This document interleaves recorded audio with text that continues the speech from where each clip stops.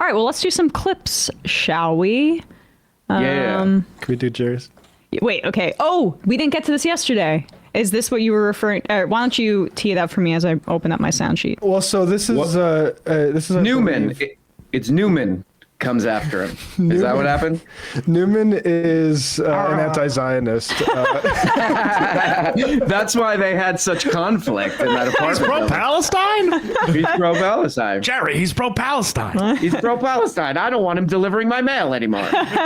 So, and we weren't able to find the broader section of this, I guess, but this For is some reason, it wasn't on his screen. Russell Brand clipped this sort of I thought he was going to be joking in his defense of Jerry Seinfeld being hit with a protester taking a selfie and then saying "Free Palestine," and then Jerry Seinfeld says something we all know. Jerry, he doesn't care about Palestine. Shock, amazing. But anyway, here's Russell Brand's take on this. The thing he tweeted was, "This is a breach of the selfie contract period." Now, I still, to my shame, credited Russell Brand thinking he was being sort of tongue-in-cheek about that, but, well, let's see. No longer. Jerry, can I get a selfie? Sure. Free Palestine! I don't care about Palestine. That's sad. I feel like it's a breach of the selfie contract. If you want to get a selfie with Seinfeld, you've got to say, I'm an admirer of your stand-up comedy. I love the show. Oh.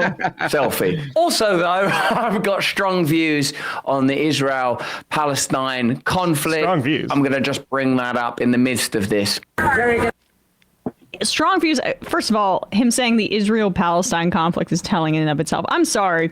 Before he was essentially compromised by Rumble and all this stuff because of his sexual abuse allegations and he can't get his cash any other way, there is no way that Russell Brand wouldn't be doing like even what the Dave Smith libertarian guy is doing or what Theo Vaughn is doing.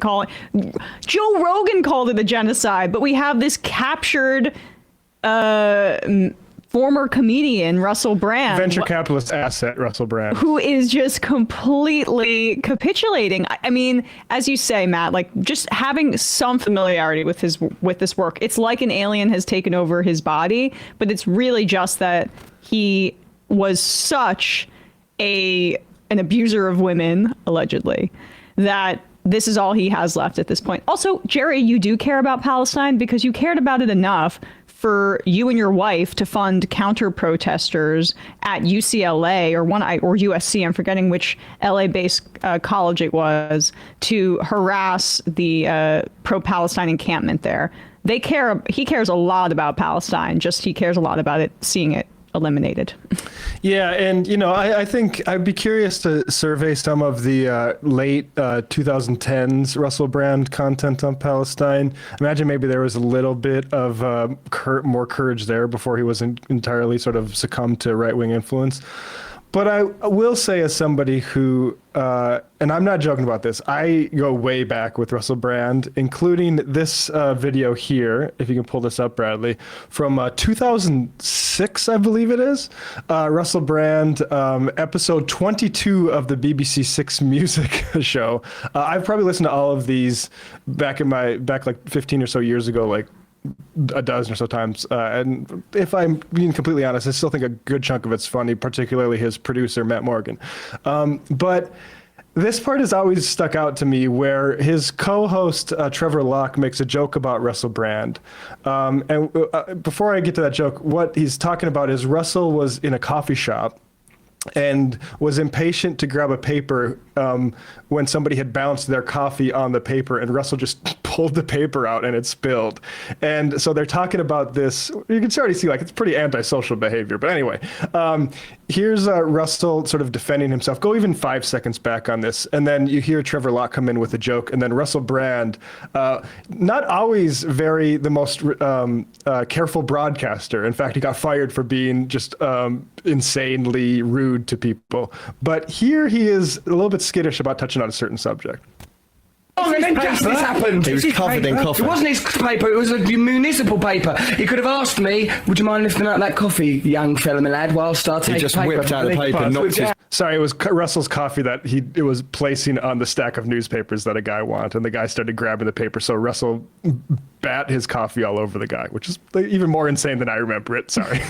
Me, would you mind lifting out that coffee, young fella, my lad, whilst I take He just paper? whipped out the paper, knocked Whipped his out. coffee over. Like, because what it was, he thought, oh, look at them two people, oh, look at them, oh, look at them damned long hairs. I'll take that paper from underneath there, I'll show them who's boss. But we found out who was boss. It was me, for the first time in my life, kicking something with some degree of accuracy. Yeah. It's a show of unreasonable force. You, No, know what I it mean? wasn't. You are the Israel of pedestrian etiquette. Trevor, that's a really complicated issue that I don't think we should discuss on this show. 'Cause we don't know about A little bit more. things like that. It's terrible that there's any war anywhere in the world. It's terrible that there's war anywhere in the world. I wish everyone could be happy like me and old Cocky Locky, who we love really That's what it dearly. was. So you are the Israel of pedestrian etiquette, and Russell's brand is, that's very complicated. I don't think we should get into stuff like that. Wow, I overestimated it. I overestimated his. I thought that maybe he would have been a bit more, I don't know.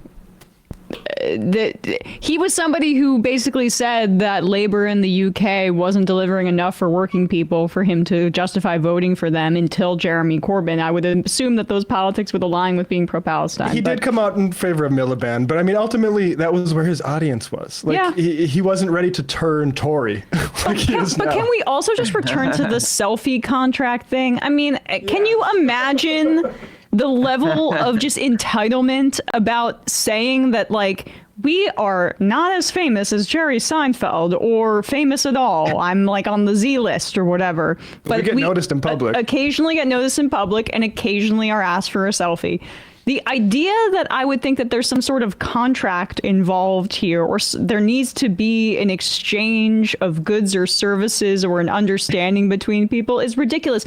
If a pro-Israel person had come up to me and said something like, yay, Zionism, I wouldn't be bitching about some contract being broken. Yeah. I mean, but That's not the problem. It's the Zionism. But right, exactly. But that is what Brand is relating to another rich comedian there, and essentially saying is like, don't call me out if I'm gonna do you the favor of standing to take a photo with you. Ooh la la. Maybe later we can go back to my hotel room and that'll be a part of my fame contract. But the selfie contract means that you basically shut the hell up if I'm gonna stop and take my time out of the day to have a conversation with you.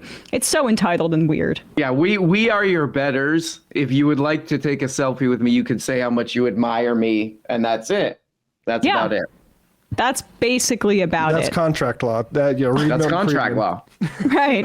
Yeah, I would say that maybe Jerry's selfie contract is a little bit different, right? He's had some other, issues with, I would say, maybe young women himself, perhaps women under the age of 18 that he may or may not have dated or definitely did date. I just know that when the reporting came out that he was allegedly calling one of them the child. Russell Brand. Regardless have a of lot in what age, common. regardless if that person was 20 or whatever, I don't fully recall, but that's still sick view of somebody that you're sleeping with. I was referring to Jerry and his dating history, so that's what I'm that is saying. much more clear. Yeah, sorry about that. I was referring to, but it's hard to pick which of these disgraced, Jerry less so, but he should be more, comedians who Just have got there earlier. allegedly dated underage girls. Which one of them are we referring to? You can also find an interesting phone call from that Russell Brand radio show with, what's the guy? Jim will fix it. The disgraced pedophile. I forget what his name is. His show was Jim will fix it. I like disgraced pedophile. Like at one point he was an in good standing pedophile. Kind of, because everyone knew that he was fucking weird, including Russell Brand, who called him on the radio show when the guy was out for dinner, bragging about young women being with him and setting him up. Oh boy. It's Jimmy Savile. So if you search Jimmy Savile, Russell Brand phone call. Yeah. Kind of a weird call to listen to, weird call, weird thing. That's one of the things that made me unable to continue to repeat my listening of all of these BBC episodes, sort of once I became not in my early 20s. It is crazy, that clip you played where I think what people like about Russell Brand is he's like totally erratic energy, and then watching him now, it's so like you can tell he's like really controlling what he's saying. It's hard. His show is so hard to watch. I don't know. It's like not even fun to watch because you could tell he's watching what he says so closely. You can see the depreciated soul just right. Oh yeah. Oh yeah. He's going to have to do a lot of his yoga and meditation. Yes. As he becomes completely spiritually bereft, he's turning towards like Christianity in this extremely weird late convert way. Some might call cynical. Yes, maybe. Oh yeah, but might not be the most genuine. Yeah, retrofitting. Bear Grylls out here with the holy water. Yeah, trying to assure some of his new audience that he's not a godless commie or something like that. All we have to do is flood the zone. Every day we hit them with 3 things. They'll bite on one, and we'll get all of our stuff done. Bang, bang, bang. These guys will never be able to recover. That's Steve Bannon spelling out the strategy. Overwhelm Americans with news so Trump can quietly push his real agenda. This is the shock doctrine in action, and it's happening right now. Trump is flooding the news cycle with executive orders so the media jumps from headline to headline while his real power grabs go unnoticed, and it's working. Go to ground.news/majority or scan this QR code to find the only source covering Trump quietly reversing a rule banning lobbyists from giving gifts or joining the government. Trump is using chaos to hide corruption in plain sight again.